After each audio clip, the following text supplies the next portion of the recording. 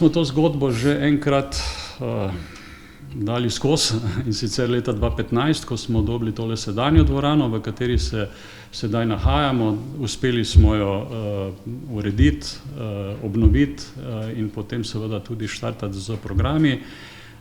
Obnova teh dveh dvoran je kar velik zalogaj. Seveda se mi pripravljamo na to že kakšno leto, dve, saj smo že ves čas upali, da slej ko prej nam bo občina prisluhnila in nam bo dodelila te prostore v najem. Za ta namen smo povabili donatorje, sponzorje, ki nam pomagajo, predvsem je pereče ogrevanje. Tukaj nam pomaga donator, firma Ekosen, in seveda bomo lahko potem v srednji dvorani že ta teden oziroma naslednji teden bomo že lahko pričeli z aktivnostmi. To je, mislim, predvsem rekreacija.